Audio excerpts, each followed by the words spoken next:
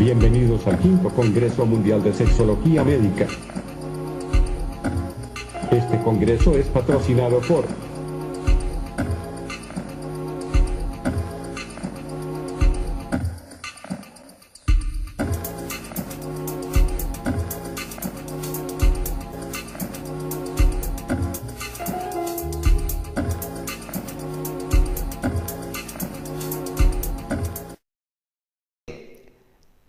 Vamos a hablar de cardiopatías y de sexualidad, es decir, la trascendencia que las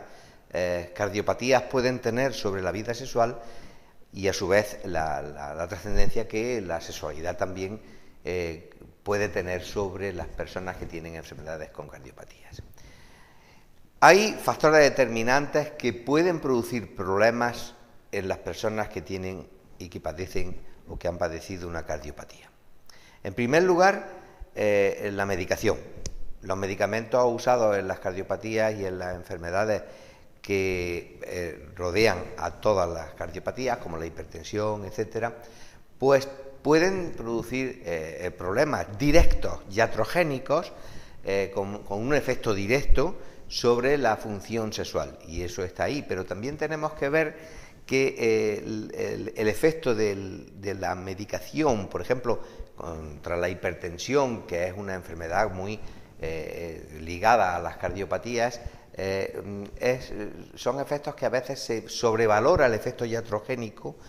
que tiene el medicamento, porque también la bajada de la presión sanguínea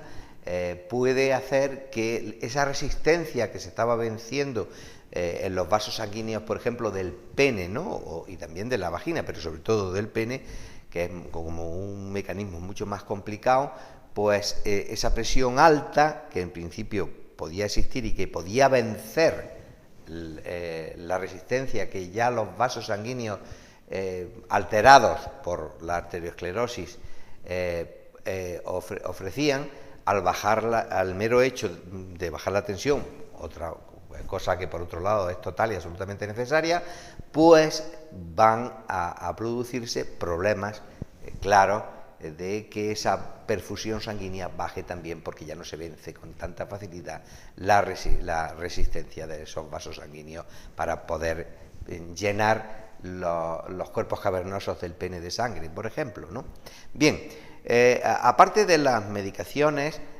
luego están las alteraciones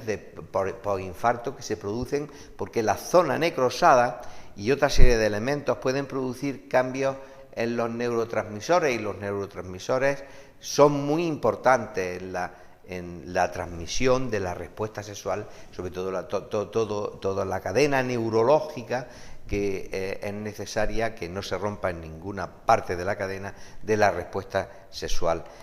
Por otro lado, también es importante el descenso fisiológico que se puede producir, por ejemplo, en las estancias prolongadas en la cama que suelen tener, sobre todo al comienzo, las personas en la UCI y luego a nivel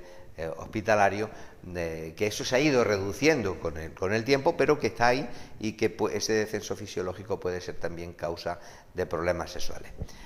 Qué duda cabe que lo que más tenemos que tener en cuenta son los factores emocionales y psicológicos, los miedos, la depresión posinfarto, que es bastante frecuente, y por supuesto el miedo directo a una muerte coital, como dicen algunos, muertes durante las relaciones sexuales o durante el coito.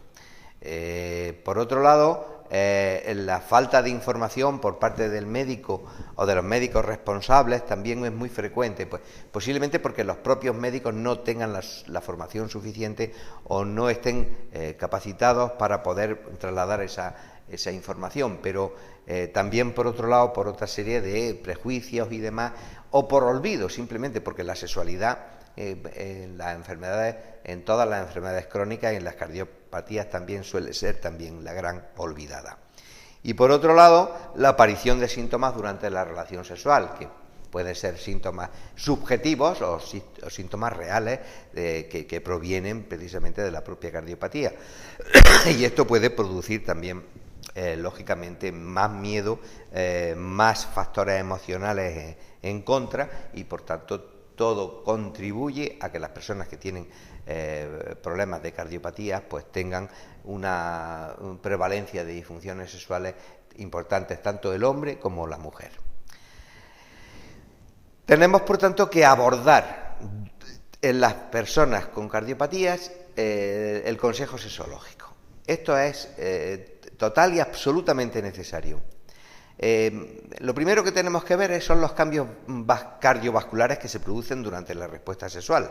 Fundamentalmente yo diría que son dos importantes que tenemos que tener en cuenta. Primero, que la frecuencia del pulso durante el coito puede alcanzar hasta 150 pulsaciones por minuto en situaciones de una persona que tiene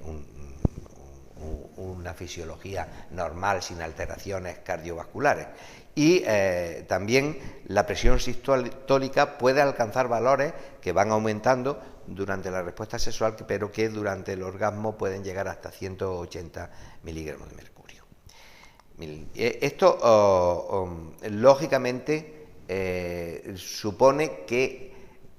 tenemos que tener en cuenta esto, y por eso en el consejo sexológico que se ha venido dando a los cardiópatas de forma clásica, pues hay dos autores, Hellerstein y Friedman, que dijeron que los gastos energéticos en el coito eran igual a los consumidos al subir 2 tramos de escaleras. Por eso se les aconsejaba a los enfermos ver qué pasaba subiendo 2 tramos de escaleras y cómo se comportaba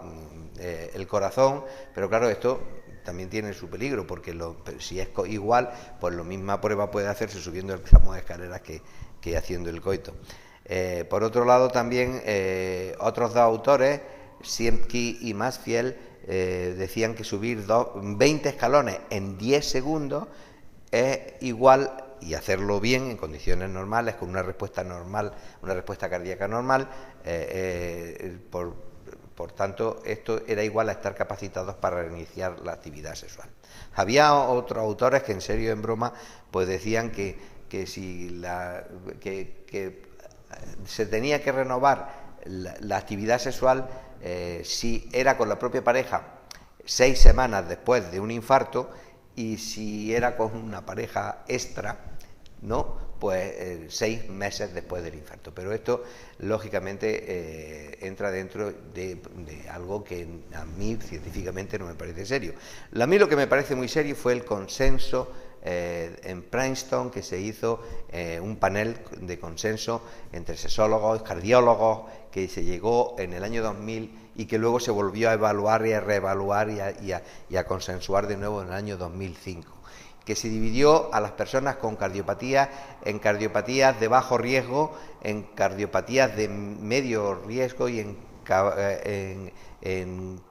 cardiopatías de alto riesgo, es decir, con una serie de elementos que tiene que valorar el médico y sobre todo que tiene que valorar el cardiólogo, y ver si un enfermo se encuentra en la categoría de bajo riesgo ya, porque ha pasado esa categoría, si está en medio riesgo o si está en alto riesgo. Si está en alto riesgo, normalmente lo que suele ocurrir es que el enfermo está internado en el hospital, con lo cual el planteamiento de la actividad sexual pues no es posiblemente pertinente, ¿no? ¿Qué hacer una vez que ya están categorizados las personas que tienen un problema de cardiopatía, para ver si son de bajo, de medio o de riesgo elevado? Si son de bajo riesgo, pueden ser animados a reasumir la actividad sexual, o en su caso a ser tratados de su disfunción sexual si ésta continúa a pesar de que ya han pasado los problemas de la enfermedad, porque esto ocurre por las medicaciones, por los miedos, como hemos dicho, y entonces podemos iniciar el tratamiento de la disfunción sexual y podemos aconsejar que se reactive y se reanude la actividad sexual. En los de medio riesgo, es decir, los de riesgo moderado, deberán de ser evaluados de nuevo antes de calificarlos como de bajo riesgo, es decir, son enfermos que están en stand-by, y se les puede a lo mejor aconsejar pues que empiecen unas relaciones, pero no coitales, sino de otro tipo, más de piel, más tranquilas, y luego volver a evaluarlos hasta que podamos tenerlos ya en esa categoría de bajo riesgo. Y por supuesto los de alto riesgo deben de ser estabilizados con tratamientos específicos, por supuesto, antes de reactivar su vida y no solamente sexual, sino su vida cotidiana normal. Posiblemente, ya digo, que son enfermos que puedan estar ya todavía ingresados. Definitivamente podríamos decir que ante lo más importante de lo que ocurre después de un infarto de miocardio es el miedo al riesgo de sufrir otro infarto. Tengo que decir que el riesgo de infarto de miocardio inducido por un coito, que es la actividad posiblemente más que más ejercicio requiere, dependiendo también del coito, porque todo esto también depende de qué tipo de actividad durante el coito se esté haciendo, ¿no? Pues el riesgo de infarto de miocardio inducido por un coito es mínimo 2 posibilidades por millón hora en individuos sanos de mediana edad. Por tanto, el riesgo es bajo. Y 20 posibilidades por millón hora en pacientes de alto riesgo de enfermedad coronaria, pues porque tienen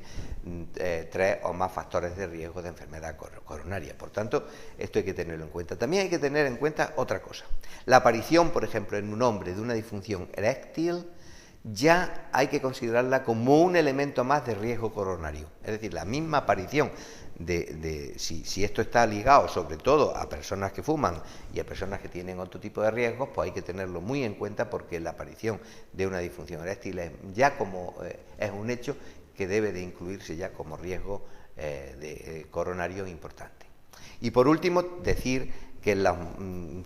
lógicamente lo que tenemos que hacer, no solamente para los enfermos con cardiopatía, sino para todos los demás con enfermedades crónicas, y yo diría que por la población en general, pero para la cardiopatía, es replantearse el modelo de relaciones sexuales. Un modelo que, como sabemos y como hemos repetido muchas veces, es un modelo reduccionista, genitalizado, reducido a los genitales, un modelo además masculino en que el hombre lleva la responsabilidad del encuentro. La frase de no hay mujer frígida sino hombre inexperto está ahí de forma machacona en nuestras mentes, y eso aumenta el riesgo, porque aumenta la ansiedad de rendimiento. Esto lleva, por supuesto, a una serie de obligaciones que hay que cumplir, y por tanto una sexualidad productivista, que hay que producir placer. En la mujer el hombre tiene la obligación de producir placer, de tener erecciones y de aguantar esas erecciones sin eyacular un tiempo, y la mujer además tiene que llegar al orgasmo para que todo el círculo de obligaciones se cierre, y por tanto esto produce una ansiedad de rendimiento, y por tanto muchas veces fracaso, miedo al fracaso, más ansiedad de rendimiento, y esto lógicamente produce disfunciones sexuales y produce problemas también en las personas con cardiopatías. Y por último, pues lógicamente tenemos que intentar que las personas con enfermedades crónicas no sean marginadas por un modelo estético dominante y por una serie de modelos marginadores como que hacen que a las personas que han tenido un infarto, pues todo el mundo le diga que tengan mucho cuidado, que tal, pero hacer relaciones sexuales y retomar la actividad sexual es importante. Y yo diría que una sexualidad activa no solamente es importante, sino que aumenta la capacidad y las capacidades de las personas que tienen enfermedades crónicas y de las personas que tienen una cardiopatía, aumentan la autoestima, y esto es muy importante para la rehabilitación cardíaca, y le da mucha más calidad de vida. Esto es, como sabemos, elemental para que una persona que ha tenido una cardiopatía pueda recuperarse y pueda rehabilitarse mucho mejor. Y la sexualidad, no hay y no sirven excusas, tiene que estar presente dentro de todos los programas de rehabilitación cardíaca.